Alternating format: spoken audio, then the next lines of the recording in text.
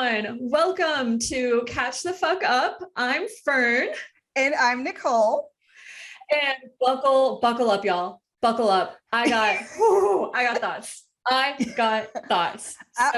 am glad you have thoughts because I am just gobsmacked and also cackling like a witch. Oh my God.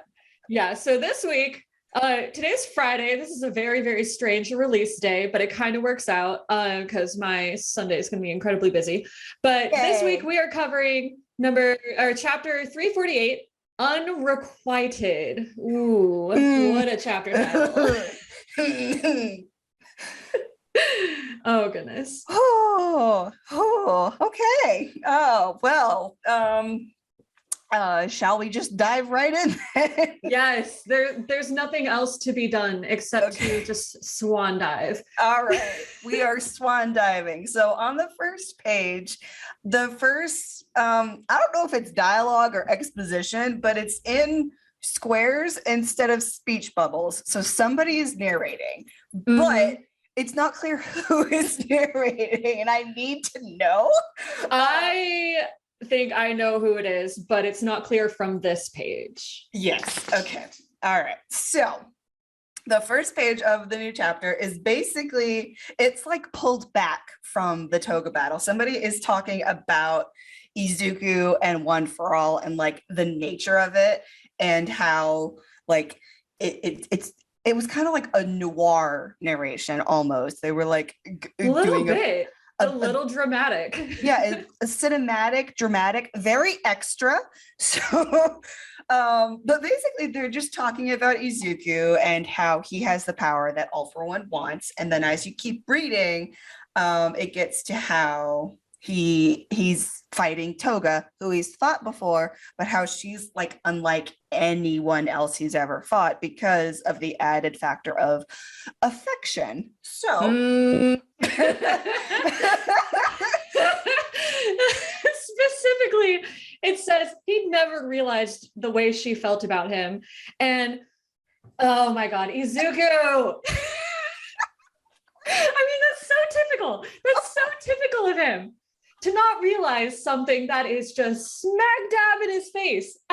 Oh my God. It's like he is so perfectly clueless. And you turn the page to the second page.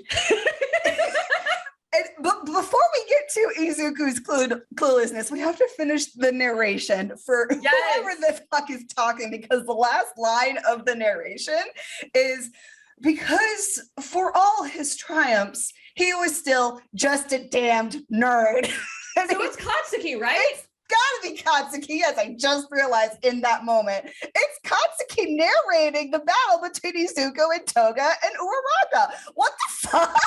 My mind! Oh my God! What is happening? And we're talking about unrequited love. Oh my God, how many times are we gonna blow out our mics this episode? I have feelings, because at first I thought it was one of the previous wielders, because you know we had one of the specters last chapter, and then I thought, okay, maybe it's All Might because he likes his narration too. But no, it is. It's a fucking Kacchan. My mind is now blown a second time because I didn't even notice, and I'm so glad you noticed. And what?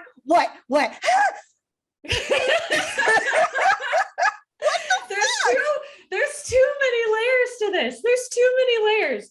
First of all, talking about Izuku's obliviousness. Yeah. And talking about like him not having requited feelings for this person who very clearly is into him.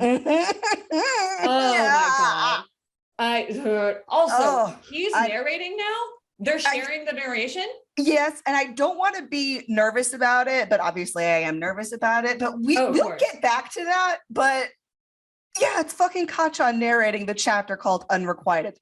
Where are we? okay, we gotta finish the rest of the chapter. We'll come back to this. Okay. Yes. All right. So pulling back from the narration, and y'all, I really did not know who was doing the narration. Like, I am clueless. I am that clueless. Anyway. Oh my God, I'm so glad we got your live reaction. That's my live reaction is just understandable. Okay. All right. So the fight continues as we expected. We are in the Uraraka Toga Izuku fight, and it's starting. And Izuku is clueless, obviously. Oh God. And then Toga goes into like her whole love confession thing, right? Because she's liked him from the first moment she saw him at the camp when they burst onto the scene. And he's all bloody because he just fought Muscular. But she fell for him because he also looked like Toga's first crush, who like at some point got I a don't bloody remember face. that. I'm sure it was brought up. I can't remember. I'm so sorry, Toga. No, it's okay. I think it was when they were fighting like the 4 lieutenants of Redestro or whatever. But basically one of her first crushes back in school, she liked him and therefore like assaulted him and was basically drinking his blood. And then she ran away from school and committed murders. Oh my God. Okay. Yeah. I'm back. Yep. All right. So that's where Toga's coming from. Concerning, but very on brand. Yep. Typical Toga. Yep. So meanwhile, the fight with all the Nomus is still ongoing, like in the background. Like the other heroes are like not paying attention to them at all. They're like, oh, Izuku's there. Like they got this. Yeah, he's fine. They don't know it's just a soap opera happening while a literal war is in the background. Okay. They don't even know. Nope.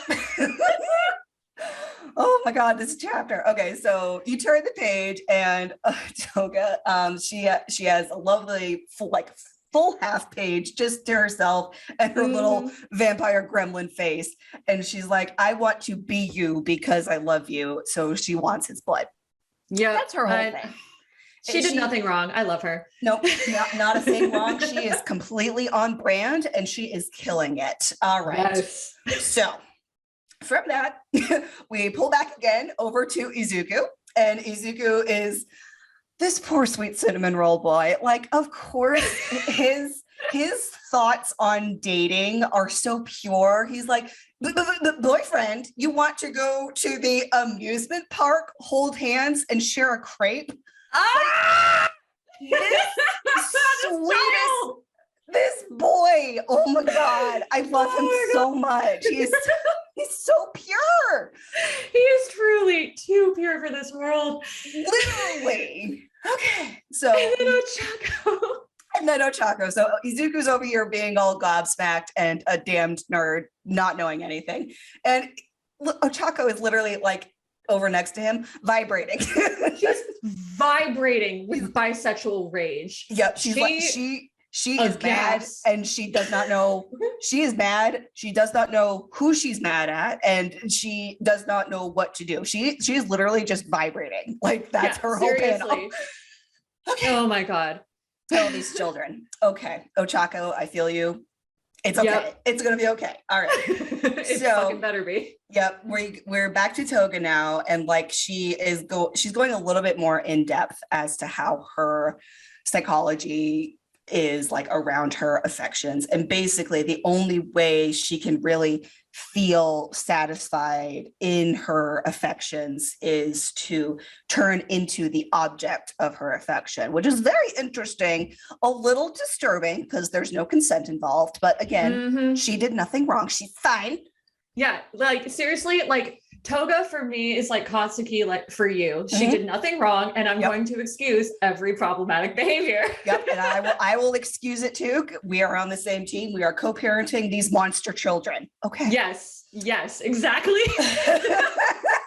God, if I gave these episodes titles, co-parenting these monster children would absolutely be it. I love it. Yes, yes. Okay, so listeners, just jot that down in your notebooks because we know you have them. We know you're all Deku Kitties. All right. So that's all settled, kind of.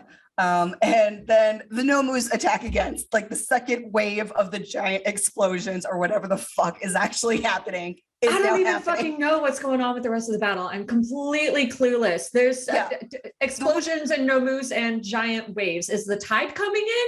I don't know. We don't know. We just know that there's a bunch of Nomus. There are other heroes there. Gong Orca is there somewhere. He's not even in this chapter. That's how focused we are on the soap opera. It's awesome. You know that man is fighting for his life somewhere. Yeah, he's doing what he's actually supposed to be doing, and these children are over here in Shuju territory. But what is even? Thor, now is not the time. I'm dog sitting, so I have my brother's dogs next to me. Okay. They look very concerned, don't they? Yes, yes. Okay. No squeaky toy. This is a very serious podcast. I can't hear it at all if it helps. Okay, cool. So the battle comes back to where they are physically. So the battle reaches them again as like the Nomu attack. There's a lot of water happening because of whatever the Nomu are doing. Again, we literally don't know. We just know that there is a vague battle ongoing. And Toga is like, tell me, hero, what do you want to do to me? Which is like, so much is happening in her little brain, and she can't parse it because she's a child. Okay. Oh God, poor Toga. Poor thing. Okay, so then we kind of like, as the fight is going, it looks like we get a lot of flashbacks from Uraraka's side. And she is remembering the last time she and Toga fought, which I think was like back at the war. I'm not sure. I think that was during the war arc. Yeah. Yeah. There's so much happening, y'all. Oh my God. There's so many different threads and they're all finally coming together. Yes. And now I am also vibrating. Yes. All right. So as like Uraraka is like connecting these two fights in her head and seeing all these connecting strings that are telling her about like Toga's psychopathy, Izuku is like strategizing in his head. He's trying to figure out how to fight her because she does not trigger danger sense. And apparently she can cloak her own presence, which I thought was like a red herring back at the provisional license exam, but apparently it is actually a thing that she can do. So I don't know what's going on there. No clue. Don't get it. Not a clue. We just know it's bad. It's like a really bad matchup for Izuku. Yeah. Even though worst, honestly. Even though he's like the fucking chosen one with all these powers, apparently this teenager with knives is his greatest foe. Okay. Yeah, sure. It fucking happens that way. It always fucking happens that way. It's some like random ass bullshit that no one could account for. And it's like, well, here we are. Here we are in the worst possible situation. All right. So he answers Toga and he's like, I get where you're coming from because I am an All Might stan. This idiot is trying to give a pep talk while also strategizing. Yep. Oh God. Yep. His brain is amazing, but also he's a damn nerd. All right. So he's like trying to connect with Toga on that emotional level, like he always does, because he's Deku. But he's basically saying, yes, I understand where you're coming from, but also I can't imagine changing myself into All Might. So, and then he continues and he says, I also can't imagine hurting someone I love. So that goes right into Toga's like whole thing. Thor, yep. Now is not the time. I love this. I love all the animals just wanting to participate. Okay. All right. So Izuku has laid down this gauntlet. He's like, you can't hurt people you love, which is true from like from their perspective. From their perspective. They're framing it. Yes. So you turn the page and Toga just kind of goes, eh, and it's like she's like, She's got gone. an interesting look at her on her face. It's like, it's almost like she fully expected that. Like Mhm. she wasn't making this, well, she probably was kind of making this request in earnest, but then also she was like, well, this happened to me once. I'm going to see if it happened again. And it'll just confirm my entire worldview, like permanently. Yeah. And she was really hoping Izuku was going to meet her where she was, but in the back of her head, she knew it could never like match up. This was never going to work, but she still had to like get it out in the air to see what happens. So after Izuku says that, he basically breaks her heart, as we knew would happen. Poor baby, she did nothing wrong. She really did not. And she just starts flashing back to all the other events where everyone has essentially turned against her in her mind. So we get like flashbacks to her parents' dialogue. We get the flashback to the paranormal fight, the villain academy, that arc where she almost died because of the lady journalist. Yeah, the fucking gross ass reporter lady that I hate. Yep. We flash back to her. Yep, she sucks. And then we also flash back to her fight with Uraraka, where Uraraka is basically saying, if you live how you want, you have to live with the consequences. And from there, we thought that was like a connecting moment for the two of them, but apparently Toga has filed it in the betrayment file in her mind. Oh yeah, that's definitely betrayment. Yep, because that is like compounding with all the other comments from everyone else in her life telling her, why can't you just be normal? Which is like, that's what she keeps hearing over and over, because that's where her mind is at. Yep. And she has just been now othered by everyone she has ever liked and cared about. So pretty much. Oh, my poor baby. My poor thing. Yep. So she, as she has now been heartbroken and like snapped, and it's everything's turning out in the worst way that she expected. She is like, she now lumps Izuku in with Ochako and with her mom and dad. So as Izuku and Uraraka are thinking about the conversation they had about Toga is like, nope, not anymore. And Toga basically, she cuts to the damn quick of the whole issue. Yes. Oh my God, this line. Oh, it's so good. Yep. All right. This is her line, I'm quoting. You think that heroes and those they protect are the only ones who count as real people. Fucking like mic drop moment there. Right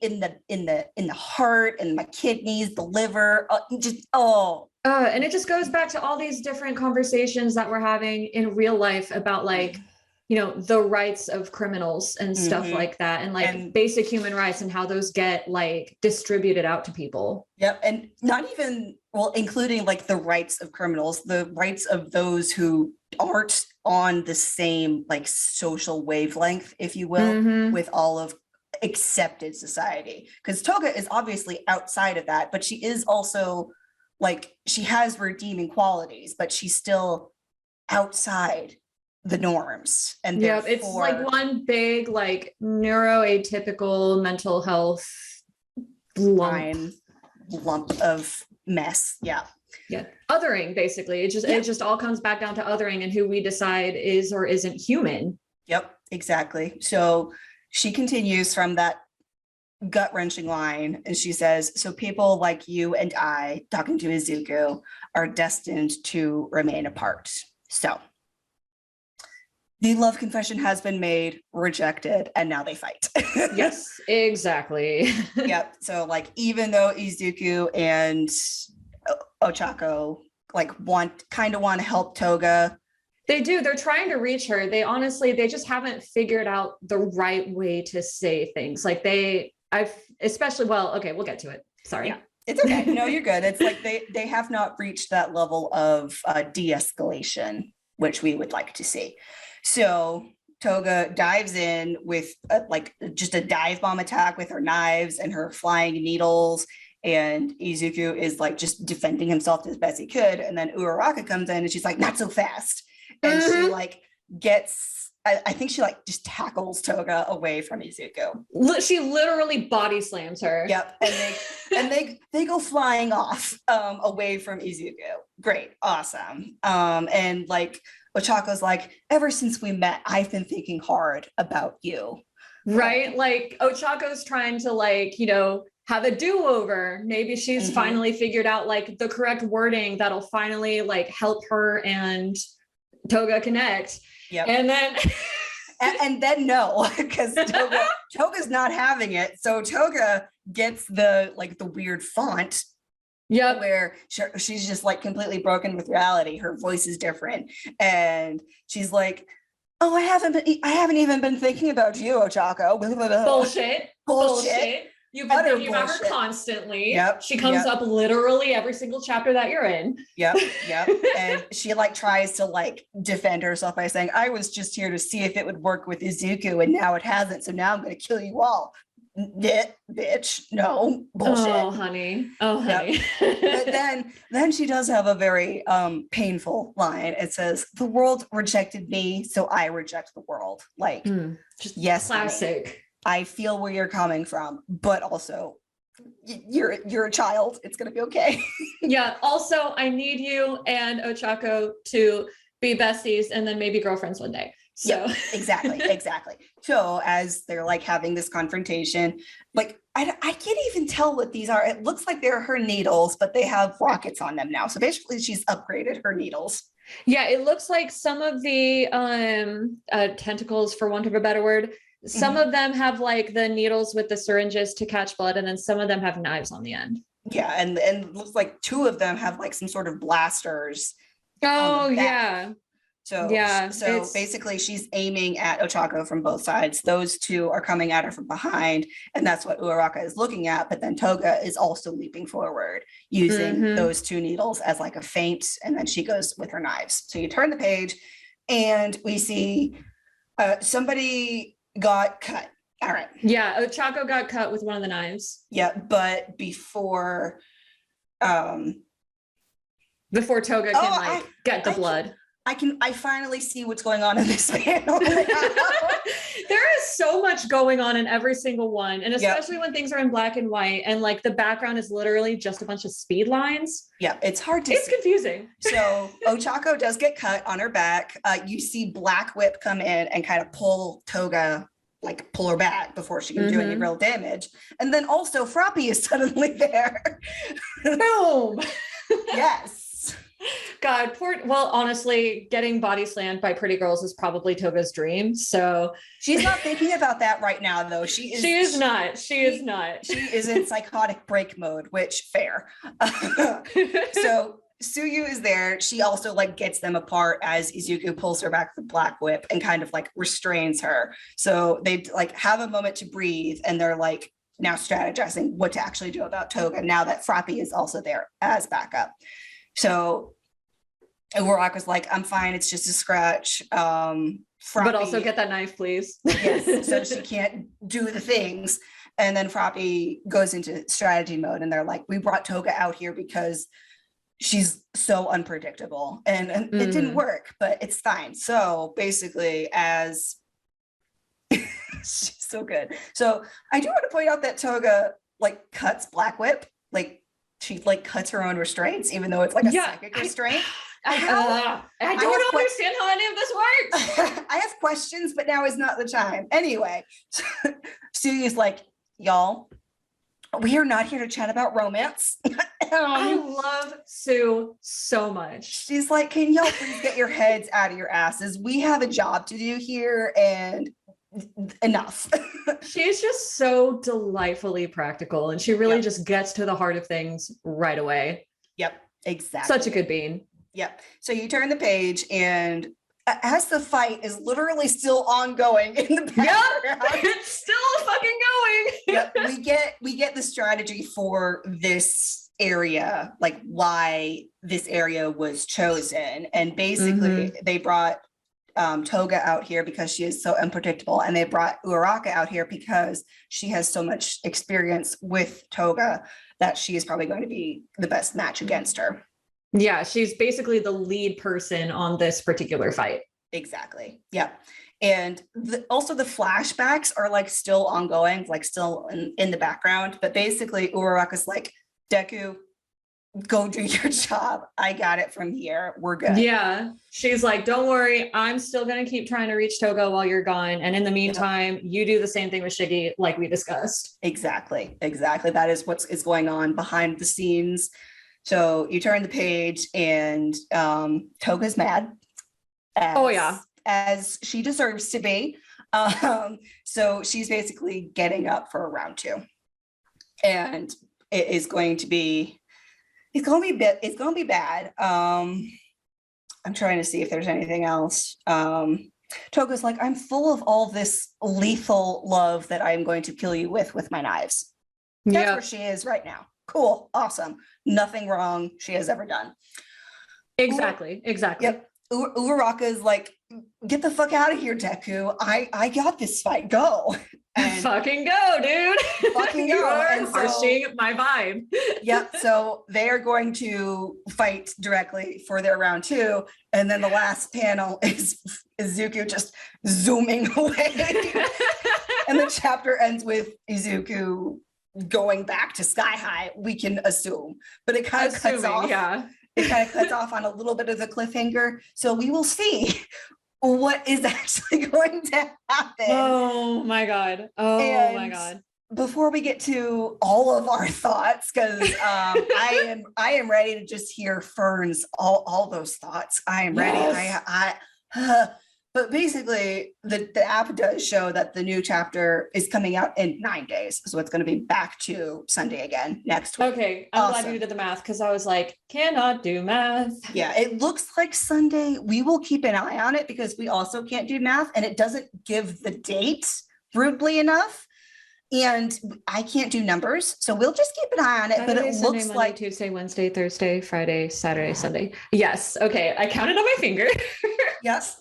I'm like 80% sure we're back to Sundays next time. And we will keep y'all updated. So, Fern, what are your thoughts? Oh my God. Okay, first of all, I was so afraid that it was going to turn into one of those like 2 girls fighting over a boy thing. And I should have had more faith in Horikoshi. And I continually do this thing where I don't have any faith in him. And then he keeps surprising me. Yeah. Right. Yeah, definitely. And I was just like, God, I hope, because also it's a shonen. So you have to expect those tropes to come in because that is just what is expected of the genre. But young boys want to watch, 2 girls fighting over the main character and be like, maybe 2 girls will fight over me one day. Yep, exactly. They see themselves in that main character. But Horikoshi is like, oh, no. We are talking about higher level things here, young children. You will understand soon. Yep. We're going to take like human rights and then make it kind of fruity. Yes. And all the gay adults are going to love it, but the children will love it too because there's lots of fights and action and pretty girls. So like that context is going to go over their heads. Yeah. So like they will get it upon reread when they're older. Awesome. So thank you, Horikoshi. I guess don't screw this up though. Please don't. Oh my God. I'm still on the whole like. I do care how the whole Uraraka Toga thing shakes out, but like my expectations are so low that I'm like, if they're both still alive by the end of this, like that I'll be fine. Yeah. We are expecting nothing, very carefully hoping, while we are also telling ourselves we are not hoping for it to turn out like how we hope. Like but it's going okay so far. I'm going to knock on wood. Oh my God. Yes. And like, oh my God, what's going to happen next? What's going to happen next? Are we going to stay with Izuku? Are we going to go back to Ochako and Toga? And like, is Ochako going to be able to follow through with like that little light bulb moment that she had? Like,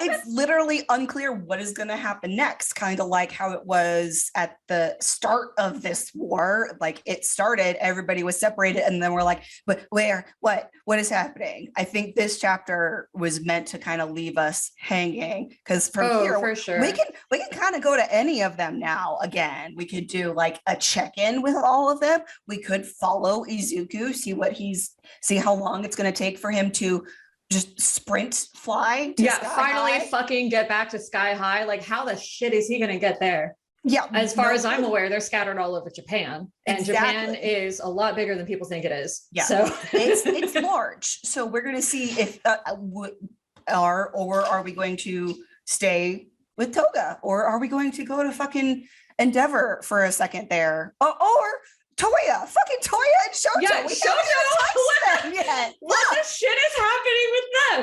Oh my god. Oh my god. There's also doesn't what's Mirio, doesn't he have his powers back now? Yeah, we would think so, because he got his powers back in the first war, but he has not been.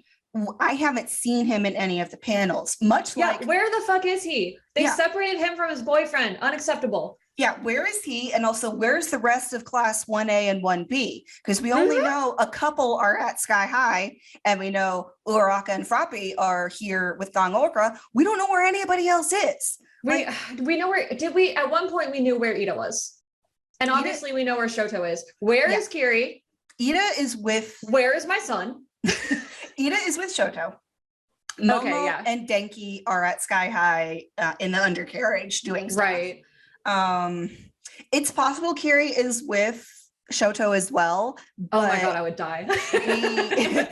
Your poor little ship. I know. I don't think it's going nowhere. I don't think we saw for sure. And then I think Tokoyami is with Hawks. Yes. And Aoyama is with Hawks is with Endeavor. Yes. Hawks is with Endeavor and AFO, because remember, he tried to fucking behead him. Yeah. Which, you know didn't what? Work, shit. But like, why do something complicated before trying something simple? Like, that makes sense. Exactly. It was a good strategy. Didn't work. Good strategy. So yeah, we could go anywhere next Sunday, and nervous. Yes. So nervous. But again, I do have one more question. Yes. Have your thoughts about Katsuki's narration coalesced appropriately? Do you have anything to say? I have a lot to say. I don't know if it's going to be coherent or English. So let's see. Okay, so Katsuki, for some reason, is voicing the start of the battle between Izuku and Toga. And we can assume from Izuku's reaction that he has no feelings for Toga other than like platonic and heroic. Like his whole thing is seriously, to save honestly, people. I would say just heroic. Like he's concerned for her in like a very distant kind of way. And that's about it. Like Ochako is the one that has the real emotional connection. Yeah. So it not even really platonic, but definitely not romantic. So no. Clearly not. He was totally blindsided. Oh my god, you stupid fool. I love him so much. This stupid little gay boy. I love him. He's so clueless. And I have my thoughts are of two minds. So obviously the one mind, the shipping mind, if you will, is still screaming. It's just still screaming in the back of my head. Fair. So while it is screaming, there is like the other thing where I don't know if I need to be nervous about what's going to happen to Katsuki and or what's going to happen to Izuku if that's where I'm at. Yeah, like if suddenly Katsuki is the one narrating, it's been Izuku this whole time. Why is it suddenly Katsuki? Yeah, like what's wrong with Izuku that he can't narrate? Yeah. And that's where my mind went. And I don't know if we like need to be worried, because what Horikoshi like has been doing, he's been building up Katsuki's arc now that it's resolved, I guess, with the rivalry. Like he's building him up to be more or less equal with Izuku's, at least on like a characterization level. So yeah, I don't know. I don't think I really consider his character arc finished. yet, I don't Oh, think. me neither. No, I think, but it basically where like the fandom is coming from for his character arc being quote unquote finished is things are resolved with Izuku. And a lot of people thought that once he and Izuku were resolved and weren't trying to kill each other anymore, that like Katsuki would kind of be done. And Oh that's yeah, no, I incorrect. don't agree with that at all, because Yeah, I think they no. still need to Yeah, they rebuild still- their friendship. Yeah, like, they still need to be actually friends. They are right now, they are allies, and there's still a lot of feelings there, obviously. there's so many feelings. But yeah, so like, and I don't even want to speculate what it means that Katsuki is now narrating either alongside Izuku or instead of Izuku. Like, what is happening there? Or are we making a mountain out of a molehill? And it's just Horikoshi saying, okay, now Katsuki and Izuku are kind of equal here. Because that's what I'm hoping for. I don't think they're going to kill off Izuku.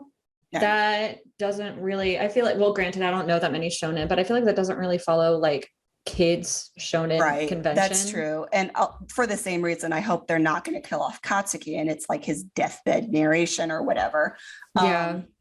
But basically, I wonder, and I kind of hope, because with these recent arcs, Horikoshi has been saying, yes, Izuku at the beginning, it was his story about becoming the world's greatest hero, but now it's all of them becoming the greatest heroes. So maybe he's just expanding on the teamwork theme, kind of. The Just more thought of communal. something.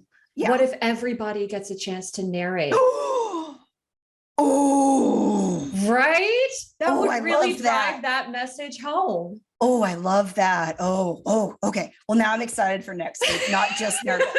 I'm still fucking nervous, but I know. now I'm a little excited. It's like, where it'll be really interesting to see like whose narration we get next time, if any. We may not get any narration. Yeah, Sometimes we don't. Exactly. And we could be reading way too much into this. But maybe if it does go that way, I would think it's going to be like Uraraka or maybe Frappy, because that's like there. Oh my god! If we got Ochako's narration, yeah, exactly. Because like last chapter we kind of left Katsuki to go to this fight, and so Katsuki is narrating that transition. So now, if it's not going to be Izuku, it's probably going to be Uraraka, because she's like the main one there, other than Izuku. So oh my gosh, that would be so great. What if Ochako gets to narrate her own fight with Toga? Oh, I didn't even consider that could be on the table. I need the oh, okay. Horikoshi, please. I'm sorry for every bad thing I've ever said about you. Just give me this. I'm going to knock on wood again. Yes, please. Oh my god. Okay. I'm gonna like drive my face through a tree. Yes. Just through a tree. Sorry. Of all things, just a tree. Just extra knocking on wood. I'm just gonna run straight through a tree. I see that. Okay. All right. So just kind of also, I want to mention it because I think the reason this chapter came out early, I think like the newest volume is like about to come out. Yes, you mentioned that. You mentioned that. You were speculating that there was going to be an announcement, and that's why the chapter was coming out early. Yes. And also I think like this weekend is because right before we got on, I was on Twitter, obviously, and they mentioned that tomorrow, March 19th, there's going to be an announcement for season 6. So either a date or a teaser or a trailer or what the season is going to cover. We'll find out something tomorrow. So I think for some reason, like this weekend, please be a date. Please, my planner needs it. I need to put it in my planner. I was about to say that your planner is empty. Okay. It needs to be fed. Yes, exactly. And I think like this weekend, for some reason, there's like a lot of just announcement coming out like from the industry. I think it's just a big industry weekend. So that's also probably why it was early. Also, if you look at the Shonen Jump app, the like cover art is Izuku and Uraraka. Don't know what that means, but it's there. Ooh, fun. Yeah, I think I'm sure the Izuku Ochako shippers are going completely bonks for it, and I'm happy. It does make sense though, because now they both have like they have the same mission basically, just with two different people. Exactly. And like I support y'all. We don't naysay other ships unless they're fucking cursed. We're very pro shipping here. Yeah, everybody. I do think it's a little boring, but you know, it's a little boring. It's a little stereotypical, but we support y'all. We love y'all. If you, I can kind of see the appeal. It's pretty darn cute. Yeah, it's cute. It's there. There is stuff on the page. We just do not ascribe to it anywhere near our top 10. Yeah, but we like the fucked up shit. Yeah. Mm-hmm. All right. So, just kind of pulling it back. Final thoughts. I'm still screaming. Yeah, I think final thoughts is just. Oh my God, I'm vibrating harder than Ochako. Yep. Final thoughts is just screaming Baku Deku into the horizon. I still don't have any coherent thoughts. Now, Kachan is narrating the chapter called Unrequited. Jesus Christ. Seriously. That's something. And if like next week it's like confirmed, or at some point it's confirmed it wasn't actually Kachan, which who else would it be? We're going to ignore that. Him a damned nerd. Yeah, we're going to ignore that. We're just gonna set that aside. It was absolutely him. Like all the drama, all the buildup, the little like insult, but like now it's not an insult anymore. Now it's like a term of endearment, which and thoughts on that?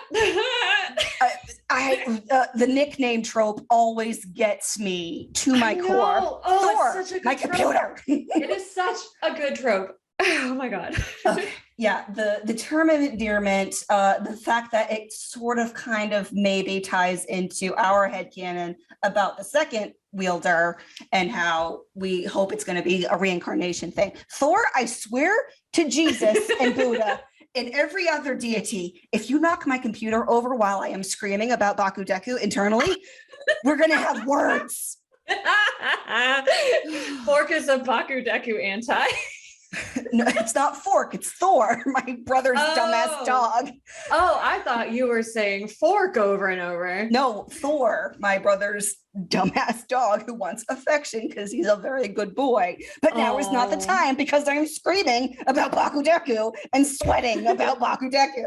He's like, you seem upset. You need to be calmed down. Literally. He's trying to climb into my lap as I hold him back with my leg. Thor, honey, my God. I love you. We are having final thoughts about Baku Deku. Okay. This is such a ridiculous episode. It's so long too. I don't even give a shit. I don't care. This was Kachan necessary. It is necessary because Kachan narrated a chapter called Unrequited about somebody having unrequited feelings for Izuku. Hello, it is there. Oh my God. The analysis doesn't even need to go that deep. It's like surface level or like the very, very pointed comments about his cluelessness. Mm-hmm. And about how he's like the greatest hero also, but also this damned nerd is so clueless. Oh yeah, that too. I completely missed that he called him like the greatest hero like multiple times. Like that from Katsuki? Yeah. Fucking what is happening? Monumental. What Katsuki, what is happening? I need answers. I need to know. Horikoshi, once again, I know you know everything that happens. I need you to send me the storyboard, sir. Oh my God. I just okay.